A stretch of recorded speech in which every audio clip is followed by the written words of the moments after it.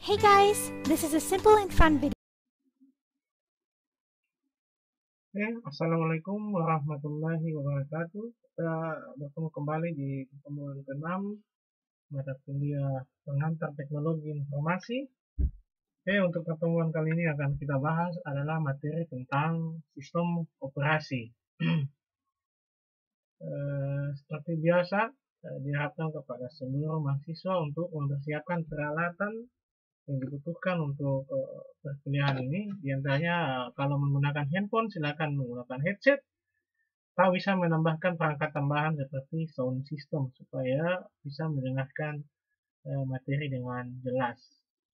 Kemudian ikuti materi dengan tertib sampai selesai.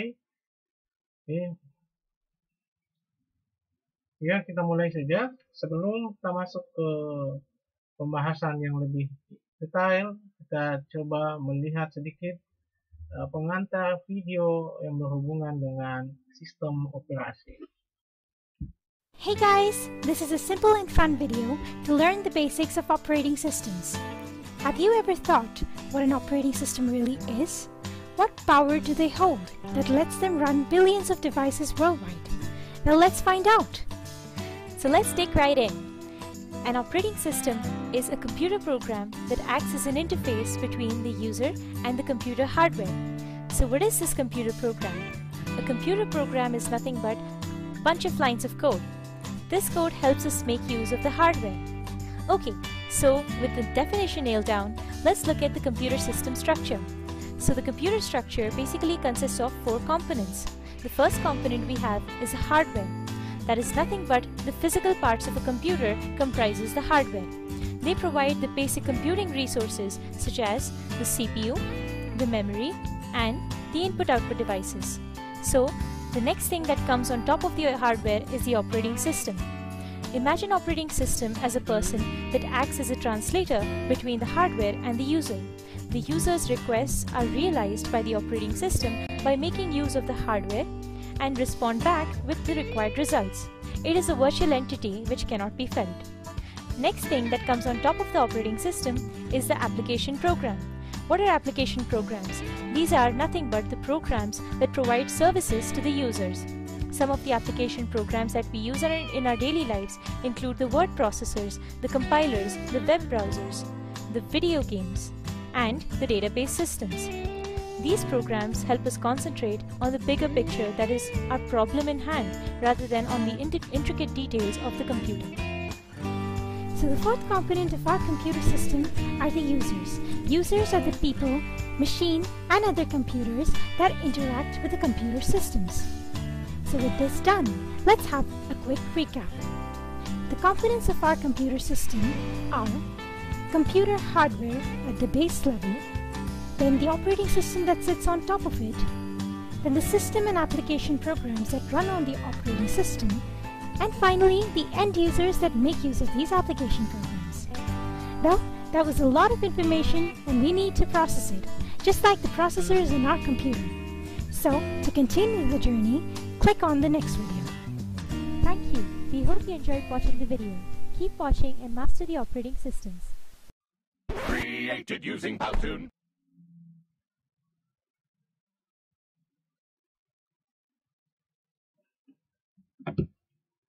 Itu tadi sedikit sekilas tentang penjelasan sistem operasi ya, pakai bahasa Inggris ya. Tapi paling tidak harus belajar bahasa Inggris supaya karena belajar informatika berarti belajar bahasa Inggris. Dasar-dasarnya sebagian besar menggunakan bahasa Inggris. Yang pertama kita mengenal tentang sistem operasi. Definisi secara umum, sistem operasi adalah sebuah program yang mengatur hardware dengan menyediakan landasan untuk aplikasi yang berada di atasnya. Jadi dia menyiapkan semacam fondasi landasan di bawahnya, ya. Jadi program itu atau sistem operasi itu adalah tumpuan di atas sebuah fondasi. Jadi kalau taruhlah hardware itu fondasi, maka sistem operasi itu adalah pijakan di atasnya. Ya, jadi sebagai sebuah program yang mengatur hardware. Jadi sistem operasi itu yang mengatur hardware.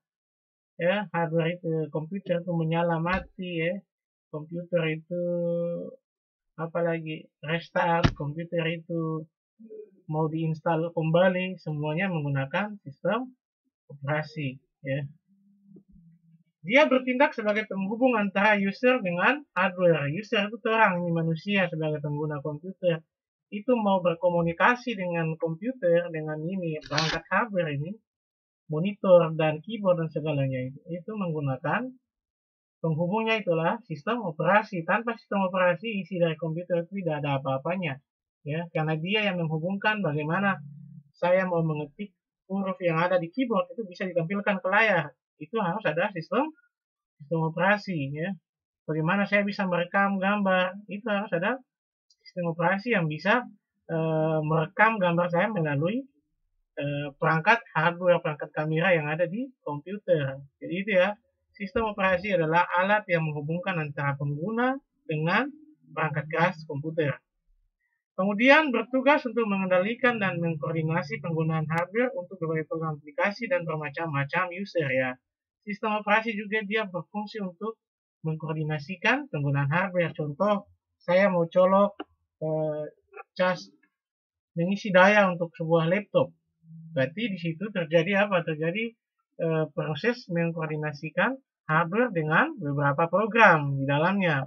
Berarti sistem operasi membaca bahwa komputer akan dilakukan pengisian daya. Makanya kalau yang sudah pernah menggunakan komputer, laptop, biasanya kalau komputer waktu diisi daya atau di charge, itu pasti ada reaksi apa di pojok kanan bawah. Di pojok kanan bawah pasti muncul notifikasi ikon yang menunjukkan komputer sedang melakukan pengisian daya atau pengecasan. Kayak di handphone juga ya kan. Perangkat hardware-nya waktu dicolok, ya, setelah itu muncul proses pengisian daya. Itu adalah sistem operasi yang memberitahukan itu. Ya, itu contohnya. Kemudian printer. Waktu kita colok printer ke perangkat komputer, komputer melakukan pembacaan apakah yang masuk ini apa. Oh, ternyata yang masuk ada printer. Kemudian sistem operasi mengenal, kemudian memberitahu bahwa printer yang masuk ini tipenya apa ya. Tipenya Canon berapa. Kemudian jika benar maka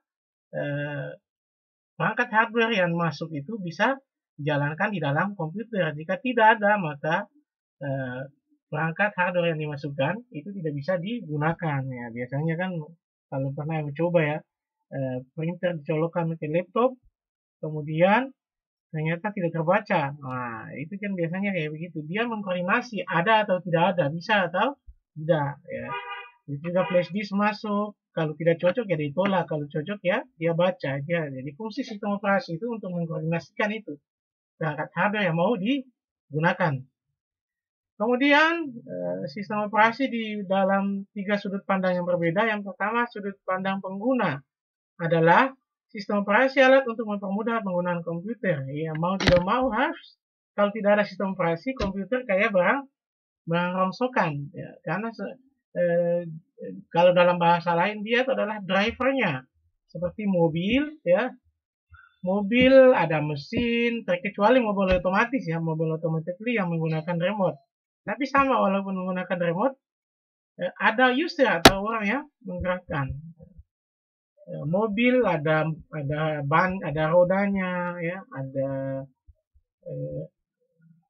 bodinya, ada kaca, ada jendelanya, ada tempat duduknya, tapi tidak ada setirnya, ya. Kemudinya tidak ada, ya.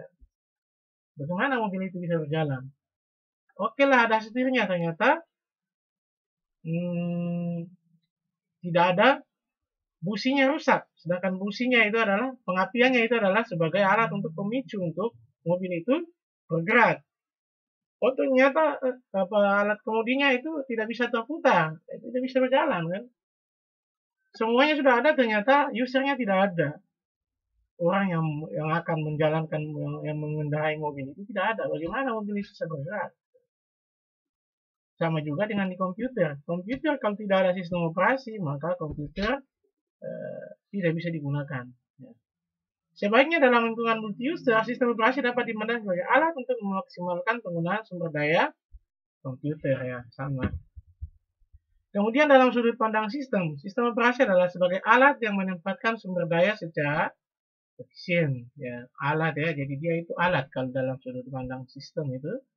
Sistem operasi itu alat yang menempatkan sumber daya secara efisien, ya. Orang mau menggunakan ini itu bisa diproses secara cepat. Kemudian sistem operasi merupakan manajer bagi sumber daya yang menangani konflik permintaan sumber daya secara efisien.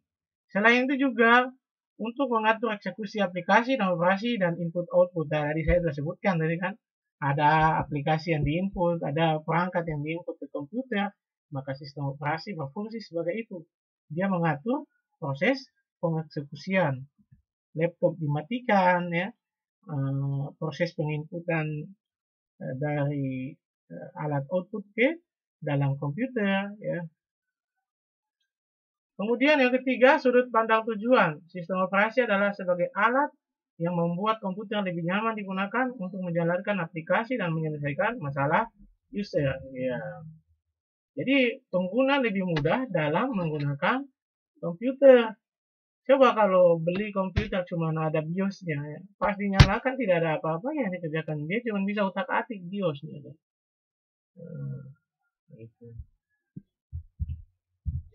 Kemudian ini contoh gambaran komponen dalam sistem komputer. Ada user 1, ada user 2, user 3, user 4, ada sistem operasi, ada perangkat keras, ada editor, ada aplikasi lainnya. Jadi ini saling terhubungan. Yang paling pertama ini sini apa? Yang paling pertama itu hardware. Hardware ternyata dia harus membutuhkan yang namanya sistem operasi. Nah, sistem operasi juga membutuhkan aplikasi yang lainnya. Contoh apa? Kalau sistem operasi sudah ada ini, sudah install, ya. Biasanya aplikasi bawaan dari sistem operasi itu tidak terlalu banyak. Di Windows 7 paling cuman adanya games, ya, notepad, ya.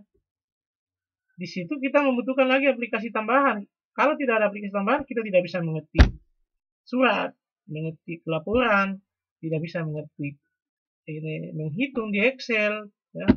Jadi kalau cuma aplikasi bawaan dari sistem operasi, maka komputer cuma digunakan sangat terbatas, ya.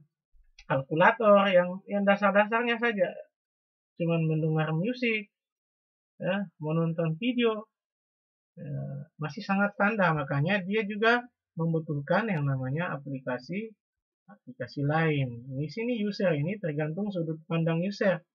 Oh, saya cuma butuh sistem operasi, saya cuma butuh hardware, saya butuh semuanya ini. Jadi ini include-nya, komponen yang saling keterkaitan. Ya, mulai dari hardware, kemudian sistem operasi, kemudian yang berikutnya editor atau aplikasi lainnya. Ya. Makanya setelah orang install komputer selesai, dia biasanya install driver. Driver supaya apa? Terkadang ada beberapa komputer yang dia membutuhkan driver. Kalau tidak ada driver, biasanya dia tidak bisa internet atau pas di setel suara tidak ada, ya. Ya, begitu. Oke, itulah contoh abstraksi gambaran dari komponen sistem komputer. Dari gambaran di atas, komponen sistem komputer posisi sistem operasi merupakan salah satu komponen utama dalam sebuah sistem komputer. Komponen komputer lainnya adalah hardware, software, dan user. Hardware adalah penyedia sumber daya untuk komputasi yang dapat dilihat secara fisik dan dapat disentuh. Nih kayak keyboard, ya, mouse, ya, kayak layar monitor, ya. Memorinya yang di dalam itu maksudnya hardware yang bisa sentuh. Kemudian software, sarana yang memberitahukan hardware apa yang akan dilakukan terhadap hardware.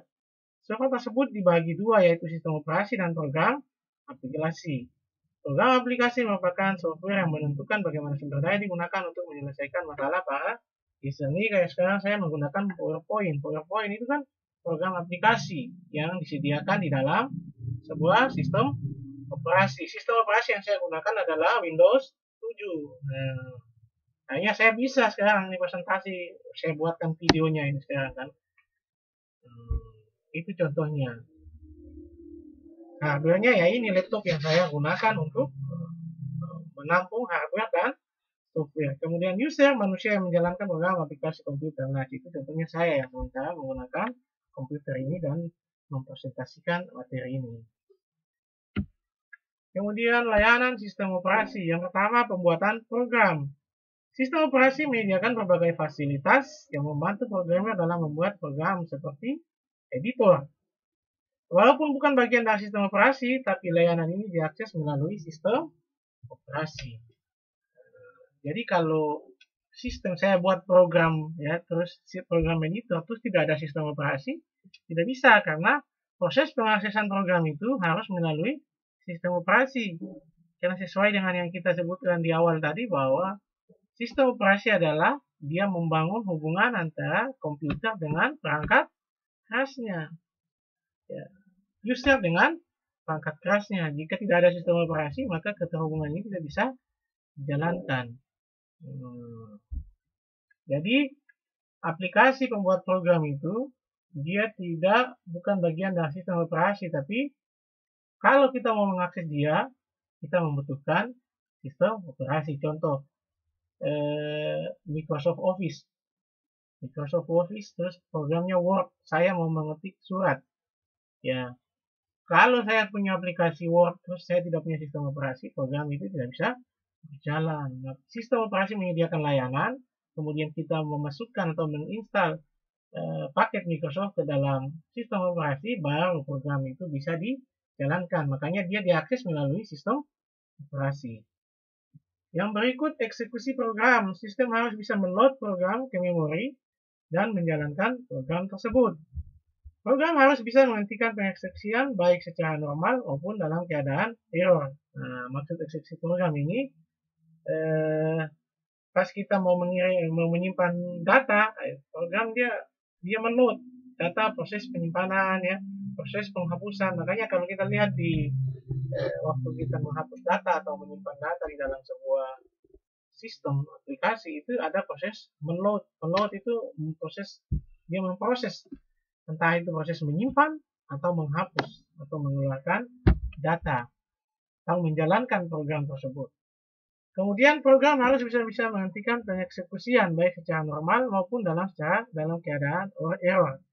Ya, jadi di dalam sistem operasi ada layanan, ya, jika kita lagi mengerjakan satu proyek di dalam komputer, tiba-tiba tidak bisa bergerak atau crash, ya, layanan sistem operasi menyediakan perintah untuk bisa menghentikan proses penghentian. Oh, saya delete, ternyata bisa di stop delete-nya. Oh, saya simpan, ternyata bisa dibatalkan. Ada cancel, ya, biasanya membatalkan proses pengeksekusian. Baik itu dalam kondisi normal maupun dalam keadaan ada masalah atau error. Kemudian operasi input-output. Program sedang dijalankan, kadangkala membutuhkan input dan output. Untuk efisiensi dan keamanan pengguna biasanya tidak bisa mengatur peranti input-output secara langsung. Untuk itulah sistem operasi harus menyediakan mekanisme dalam melakukan proses input dan output. Ya.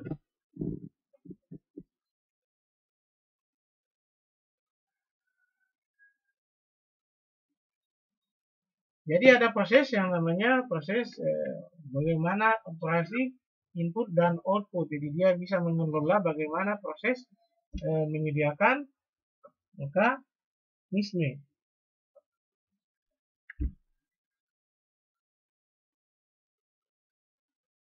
dalam pelaksanaan operasi. Kayak tadi saya kasih masuk ke printer, ya, colokan printer, colokan USB, ya.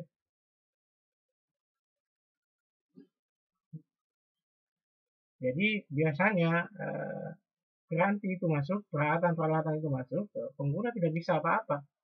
Sistem yang melakukan, sistem operasi yang melakukan pengecekan, dia mengatur. Oh, ini bisa atau tidak langsung terbaca, ya. Oh, dia cek dulu sistemnya ada drivernya atau tidak. Oh, dia cek dulu flash disk ini masih bagus atau tidak, ternyata sudah rusak atau bagaimana. Itu ada mekanisme dalam proses input dan output. Begitu juga outputnya apa? Kayak begini, saya bikin PowerPoint, itu mengeluarkan output, ya. outputnya dalam bentuk layar full screen.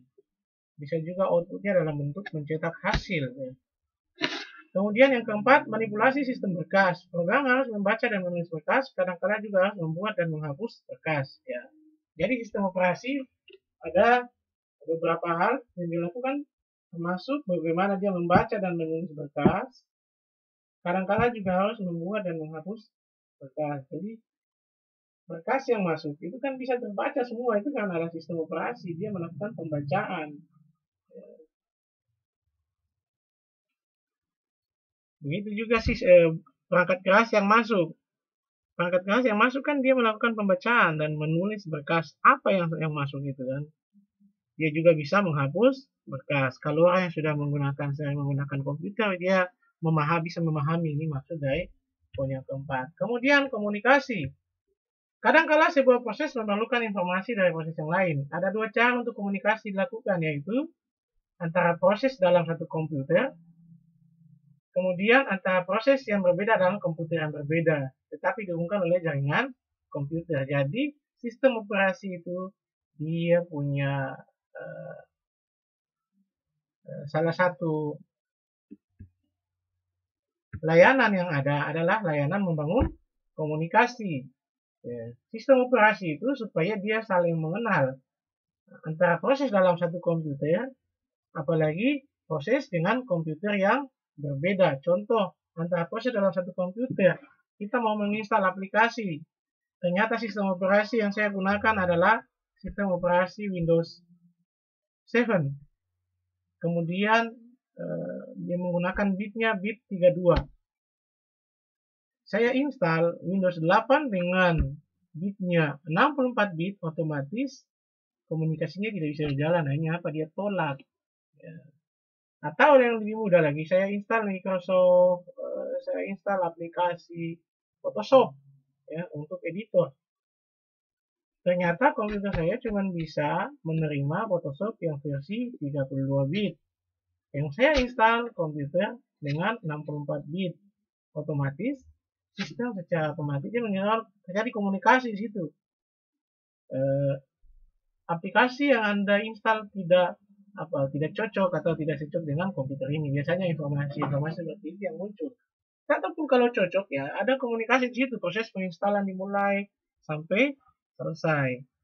Kemudian antara komputer yang berbeda tetapi dihubungkan dengan jaringan komputer. Ya, biasanya kalau orang bermain jaringan, dia membangun komunikasi antara komputer satu dan komputer yang lain menggunakan sistem operasinya.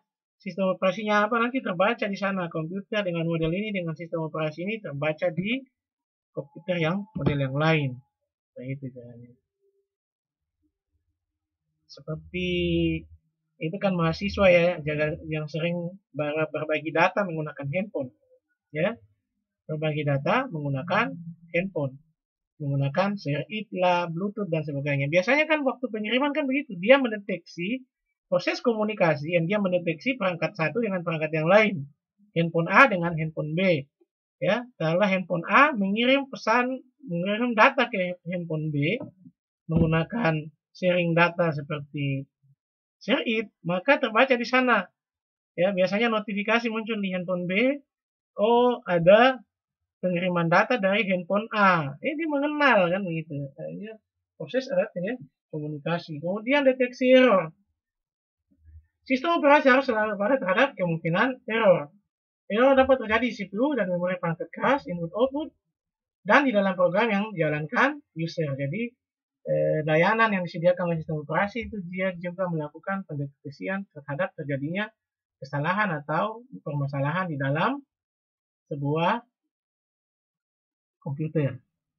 Jadi dia bisa juga membaca perangkat kerasnya yang bermasalah. Kadang itu perangkat keras bermasalah itu apa? Dia bilang memorinya sudah tidak bagus, harddisknya full kan, alat input output tidak cocok kan, programnya tidak sesuai, bitnya tidak sama, gitu kan. Misalnya dengan jalan menghentikan jalannya program, mencoba kembali melakukan operasi yang dijalankan, atau melaporkan kesalahan yang terjadi agar pengguna dapat mengambil langkah selanjutnya. Aplikasi ini tidak bisa diinstal di laptop ini, silahkan cari atau bagaimana. Biasanya kalau pakai contoh kasus lebih bagus. Kemungkinan mungkin di dalam bentuk tugas ya boleh juga. Kemudian proses booting. Proses booting adalah kegiatan pelaksanaan awal atau startup komputer untuk mengambil sistem operasi dari disk yang mendasari aktifnya komputer. Jadi proses booting itu proses itu. Orang kasih nyala komputer ya. Pas dinyalakan, dia jalan, itu namanya proses booting. Dia mengambil apa? Dia mengambil sistem operasi yang sudah kita install di BIOS. Nah, jadi kalau komputer yang zaman sekarang, ada beberapa orang yang dia waktu install, itu pas dinyalakan itu komputer, yang muncul itu nama dari sistem operasi yang digunakan di dalam sebuah komputer. Proses booting dapat dilakukan dengan cara yang pertama adalah menghidupkan komputer dari power off menjadi power on. Nah, atau yang kedua menekan 3 tombol bersamaan. Ctrl Alt Del pada saat komputer sudah hidup. Itu namanya booting. Jadi mengerti ya. Proses yang pertama adalah memencet tombol off menjadi power on. Semua orang tahu. Kemudian yang kedua adalah menekan secara bersamaan Ctrl Alt Del pada saat komputer sudah hidup. Jadi pas kita mencet Ctrl Alt Del itu komputer secara otomatis melakukan booting ya. Dia mati baru menyala kembali. Jenis-jenis sistem operasi. Yang pertama DOS, Disk Operating System. Yang kedua Windows. Yang ketiga Macintosh. Kemudian OS2 dan Unix. Ini DOS. Ada agak jadul ini ya. DOS atau Disk Operating System merupakan satu sistem operasi yang memiliki basis interface command line. Seperti yang diketahui, basis teknologi seperti ini digunakan di tahun 1980-an. Dan muncul sebelum adanya sistem operasi dengan gaya terbaru yaitu GUI, Graphic User Interface, yang sekarang mau dipakai di Windows 7, Windows 8 dan sebagainya, mulai dari Windows 1 ya, 1 berapa itu sudah menggunakan GUI. Kalau pada DOS itu tampilannya masih hitam kayak begini, hitam, biru ya. Saya masih sempat menggunakan yang ini, DOS ini. Berbeda dengan DOS, GUI sendiri merupakan sistem operasi yang juga buatan dari Microsoft yang memiliki basis antarmuka grafis. Sebenarnya ini juga dibuat oleh DOS, ini juga dibuat oleh Microsoft. Kan tetapi untuk yang model yang terbaru, ya Windows 7 dan sebagainya, Windows 7 dan sebagainya, Windows XP itu sudah grafik user interface-nya sudah beda, sudah tidak sama dengan DOS ya. Fakta ini menegaskan kembali jika DOS memang merupakan sistem operasi komputer pertama di dunia dan jauh dengan GUI. Ya, jadi DOS adalah sistem operasi pertama kali yang dikembangkan ya di sekitar tahun 80-an, dan dia belum menggunakan graphic user interface ya, tampilannya masih warna hitam dan biru seperti di layar gambar ini. Kemudian sangat berbeda jauh dengan sistem operasi sekarang yang kita lihat ya, mulai dari Windows XP sampai sekarang.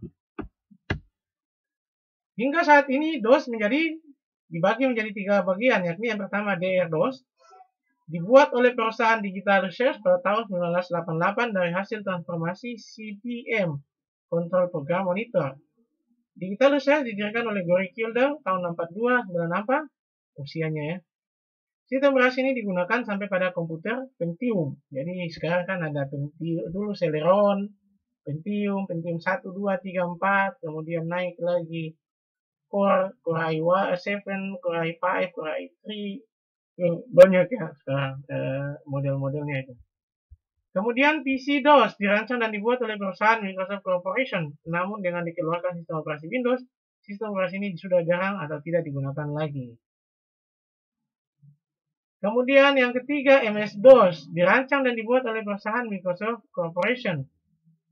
Sistem operasi ini digunakan hingga saat ini dan terus dikembangkan versinya sesuai dengan kebutuhan. Nah, ini kemungkinan yang saya gunakan itu di MS-DOS.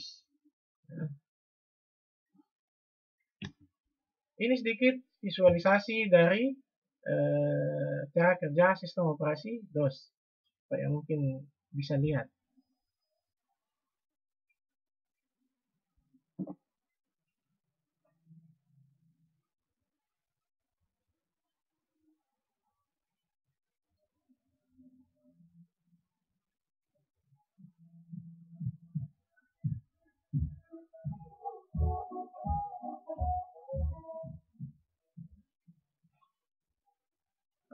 Jadi ini tampilan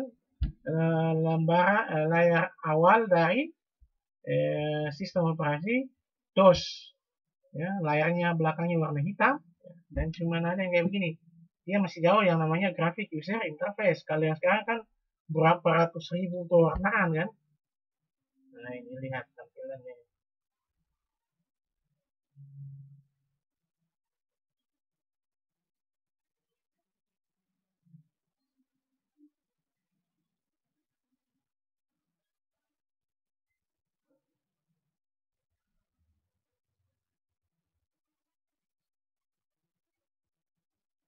Anda tidak bisa mengetik di sini, silakan tekan Alt.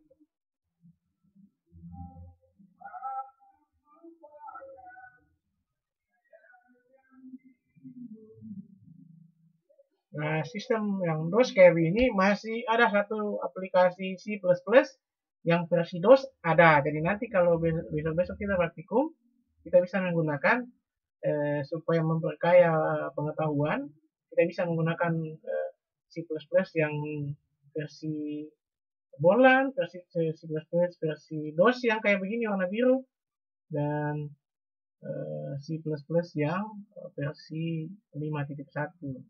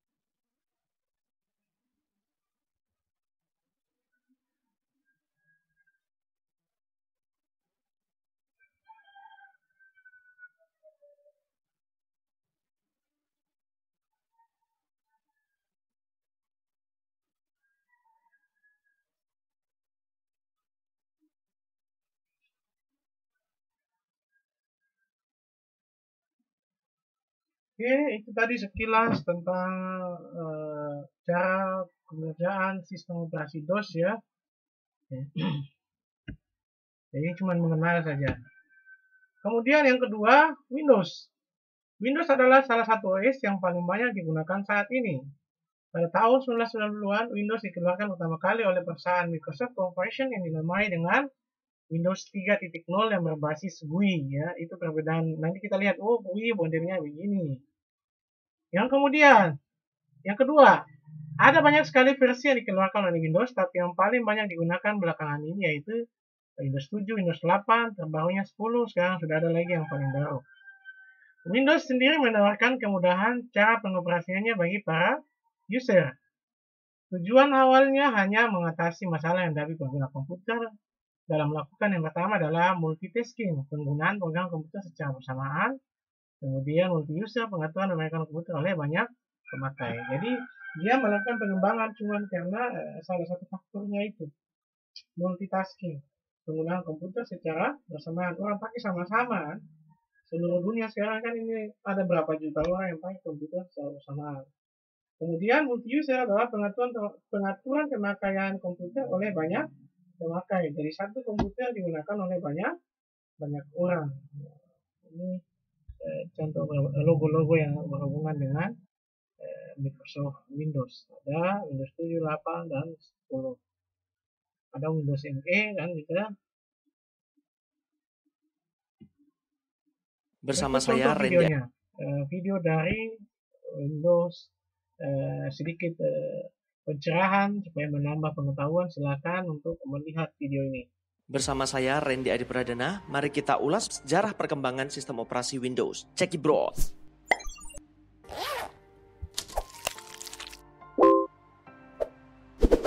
Kalian saat ini pasti sudah tidak asing kan dengan sistem operasi besutan Microsoft yaitu Windows. Ya, sistem operasi inilah yang saat ini paling populer dan paling banyak digunakan hampir semua orang yang menggunakan PC. Windows ini didirikan untuk pertama kalinya oleh dua orang yaitu Bill Gates dan Paul Allen. Windows 1.0 dirilis pertama kalinya ke publik pada 20 November 1985. Windows ini merupakan versi pertama dan merupakan nenek moyang dari Windows berikutnya. Versi ini memiliki banyak kekurangan dalam beberapa fungsionalitas sehingga kurang populer di pasaran. Windows 1.0 ini sebenarnya bukan sistem operasi yang lengkap, tetapi hanya memperluas kemampuan dari MS-DOS dengan tambahan antarmuka grafis. Selain itu, Windows 1.0 juga memiliki masalah dan kelemahan yang sama yang dimiliki oleh MS-DOS. 2 tahun kemudian, atau di tahun 1987-an, Windows merilis Windows 2.0 yang mulai memperkenalkan penggunaan kartu grafis VGA. Jadi di Windows 2.0 ini mampu menampilkan resolusi yang lebih baik dari versi sebelumnya. Program aplikasi tambahan yang disertakan oleh Microsoft yaitu Microsoft Excel dan Microsoft Word. Selain itu, program aplikasi yang mulai dapat diinstal pada sistem operasi ini adalah CorelDRAW dan PageMaker. Keluaran ketiga dari Windows yaitu Windows 3.0 yang diperkenalkan pada tahun 1990-an, menawarkan peningkatan performa, advance grafik dengan dukungan 16 colors dan dukungan penuh prosesor yang lebih kuat dari Intel 386. Kemudian versi update-nya yaitu Windows 3.1 rilis pada tahun 1992. Windows 3.1 ini dilengkapi dengan font TrueType. Hal ini membuat Windows pertama kalinya menyediakan sebuah desktop publishing platform yang fungsional. Sebenarnya, ide untuk mengeluarkan sistem operasi berbasis workshop sudah dimunculkan pada Windows 3.1. Namun, pengembangan lebih lanjut baru terdapat pada versi 3.1.1. Versi ini merupakan cikal bakal dari sistem operasi Windows yang berbasis jaringan atau network yang diperkenalkan pada tahun 1992. Pengembangan Windows kemudian berlanjut ke Windows NT. Arsitek utama dari Windows NT adalah Dave Cutler, yang merupakan salah satu pimpinan arsitek sistem operasi VMS di perusahaan Digital Equipment Corporation. DEC sendiri kemudian dibeli oleh Compaq, yang sekarang menjadi bagian dari HP. Microsoft merekrut Cutler pada tahun 1988 untuk membuat sebuah sistem OS yang bersifat portable. Tapi akhirnya Cutler malah membuat sistem operasi baru. Windows 95 sudah terintegrasi dengan 32-bit TCP/IP atau Transmission Control Protocol Internet Protocol dan sudah mendukung jaringan internet, dial-up networking, dan dukungan plug and play, di mana kita bisa menginstal device hanya dengan mencolok kabel hardware-nya. Windows 95 ini dirilis pada tahun 1995 pula. Versi 32-bit dari Windows ini terdapat peningkatan kapabilitas multimedia, fitur yang lebih kaya untuk mobile computing, dan networking yang sudah diintegrasikan. Windows 98 mulai dipasarkan pada 25 Juni 1998. Di versi inilah Windows mulai support dengan port USB secara gila-gilaan seperti USB hub, USB scanner, USB mouse, USB keyboard, USB joystick, dan berbagai device USB lainnya. Pada tahun 2000, Windows merilis Windows ME, yaitu Windows Millennium Edition. Windows ME ini dirancang khusus bagi pengguna komputer rumahan. Namun rupanya versi ini kurang disukai oleh masyarakat karena banyaknya isu yang beredar bahwa Windows ME tidak sekompatibel dengan Windows 98 dalam menjalankan beberapa aplikasi tambahan. Pada tahun 2001, Windows XP diperkenalkan dan membawa hawa segar bagi dunia komputer. Peningkatan dari Windows 2000, Windows XP membawa reliabilitas tinggi, keamanan, dan performa. Dengan tampilan yang segar, Windows XP memiliki fitur untuk bisnis dan juga home computing, termasuk remote desktop connection, file system yang dapat di-encrypt, sistem restore, dan juga advanced networking. Untuk pengguna mobile, terdapat dukungan wireless, Windows Messenger, dan remote assistance. Pada tahun 2007, Windows merilis Windows Vista. Fitur-fitur pada Windows Vista perubahannya boleh dikatakan radikal, terutama pada bagian user interface-nya. Kemampuan sekuritas juga ditambahkan oleh Microsoft, sehingga Microsoft mengklaim versi terbarunya ini lebih stabil, aman, dan memanjakan pengguna komputer. Walaupun menurut orang-orang hal tersebut sudah ada pada Windows XP. Di tahun 2010, Microsoft kembali merilis update OS terbarunya yaitu Windows 7. Microsoft membuat Windows 7 lebih handal daripada Windows Vista. Selain itu, ditingkatkan pula responsivitas Windows 7 yang lebih ditingkatkan. Windows 7 ini membuat proses booting dan shutdown lebih cepat lagi.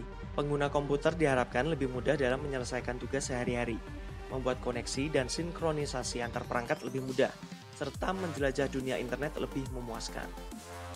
Windows 8 sebenarnya sudah dikembangkan pada tahun 2009, yaitu sebelum Windows 7 dirilis. Tanggal 13 September 2011, Build 8102 atau Windows 8 Developer Preview dirilis pertama kalinya ke publik.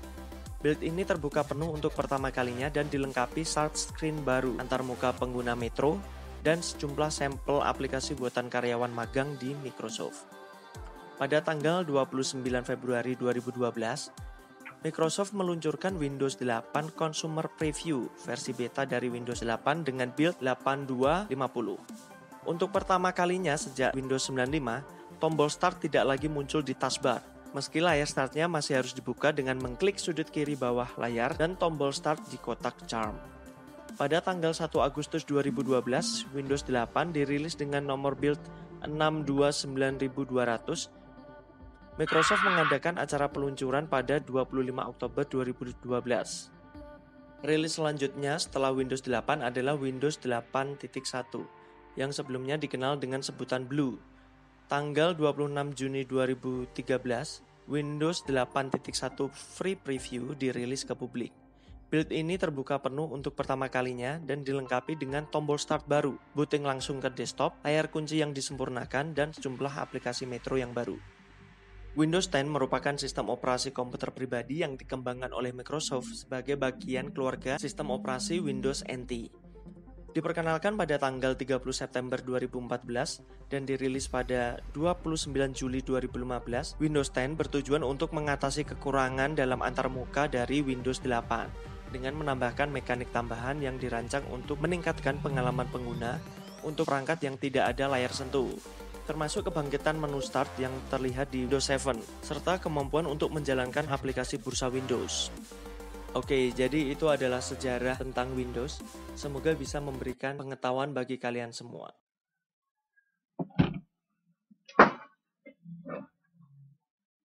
Ya, itu tadi sekilas tentang perkembangan sistem operasi Windows. Oke, untuk menambah pengetahuan. Yang berikut ada namanya Macintosh. Macintosh itu yang banyak orang pakai, yang mahal-mahal itu ya, iPhone ya. Macintosh pertama kali dikeluarkan oleh perusahaan Apple Corporation. Berbeda dengan sistem operasi lain, sistem ini hanya ditujukan untuk komputer berbasis grafis dengan istilah GUI.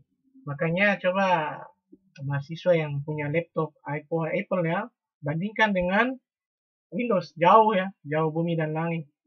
Grafiknya, tampilannya halus, sangat lembut.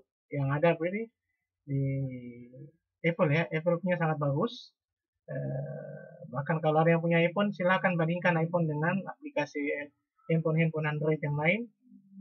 Apa yang disediakan di Apple sangat luar biasa, karena memang dia punya misinya adalah lebih kepada grafis, tampilan. Dia bermain di GUI-nya, Graphical User Interface. Yang kedua, penggunaan sangat spesifik karena tidak dapat digunakan pada komputer lain, ya.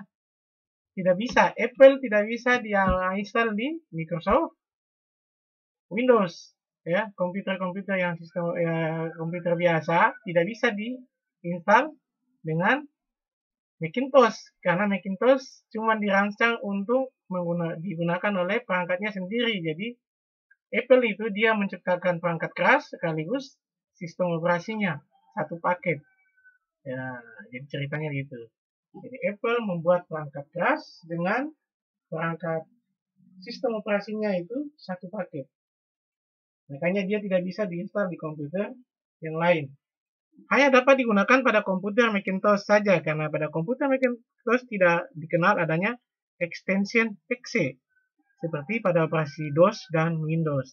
Jadi di komputer Macintosh dia tidak mengenal file-file exe, sedangkan file exe itu berlaku ada di Windows dan DOS. Ya, itu Macintosh. Berikut contoh videonya.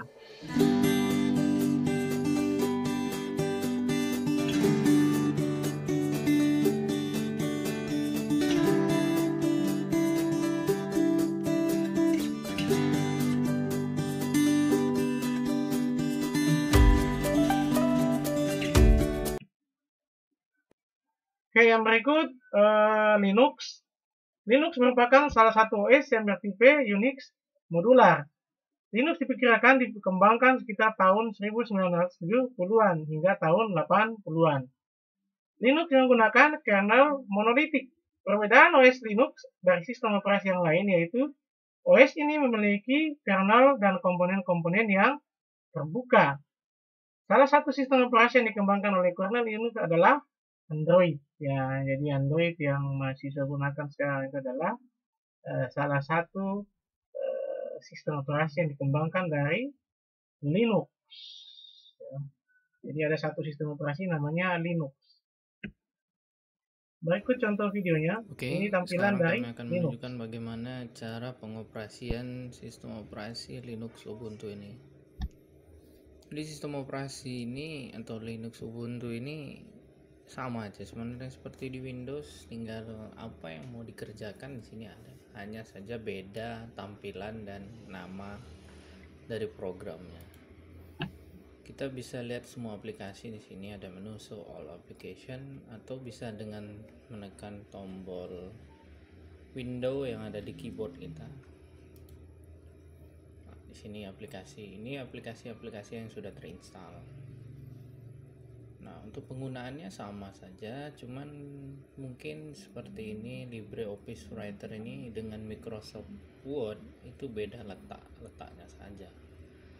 Sini ada juga web browser, kami udah install Chrome, Opera, kemudian bawaannya yaitu Firefox, Mozilla ya, kemudian ada juga text editor, terminal atau biasa disebut CMD. Dan untuk setting-setting dasarnya itu ada di sini. Ini seperti control panel kalau di Windows. Nah, untuk file manajemen file di sini ada di sini file. Ini tampilannya sama seperti kita buka My Computer atau di PC kalau di Windows 10, Windows 10. Nah, di sini ada desktop, dokumen, download, music. Apabila kalian instalasi ini dengan mode easy installer, maka tampilannya seperti ini. Karena kita tidak ada membagi harddisk satu partisinya. Kalaupun apa, kita lihat di sini. Cuma ada nih satu partisi. 125 GB di komputer aja. Ini ibaratkan kalau di Windows dia drive C. Kemudian kalau kita buat dua partisi D, E, F dan seterusnya. Kemudian kalau kita letakkan flash disk juga, nah di sini kami udah colok flash disk, dia akan terdeteksi seperti biasa. Ada bedanya. Nah, ini nama flash disknya BA86786. Ini isinya bisa juga dibuka isinya. Kemudian di sini ada file dokumen, ada file RAR, Yang kalau di Linux dia dibuka dengan Archive Manager, bukan WinRAR. Dan serunya lagi di Linux ini semua file yang ada di Windows itu bisa dibaca. Tapi kalau kita kembali ke Windows, file Linux itu nggak bisa dibaca Windows. Tidak semua bisa dibaca. Nah, jadi seperti itu aja untuk pengenalan pertama ini. Jadi kalau ada yang tanya apa gunanya Linux Ubuntu itu, jawabannya ya, apa gunanya Windows? Kalau tahu jawabannya, ya sama lah jawabannya sama seperti ini. Oke, gitu aja, semoga bermanfaat. Oke, sudah tadi kita sudah melihat sedikit review ya. Nanti kalau ada yang kurang silakan dicarikan ya di referensi-referensi yang lain. Kemudian ini adalah tugas yang harus dikerjakan. Ada 5, silahkan dikerjakan, kemudian dikumpulkan di virtual class ya, di menu tugas. Setelah dari sini silahkan menuju ke YouTube untuk menonton video ini ya. Kemudian karena video nanti saya upload ke YouTube di channel saya. Kemudian setelah itu kerjakan tugas dan kumpulkan sebelum batas waktu, karena sudah saya set batas waktu pengumpulan tugasnya di kelas virtual. Kalian langsung melakukan absen di kelas virtual. Oke, sekian untuk pertemuan hari ini. Assalamualaikum warahmatullahi wabarakatuh.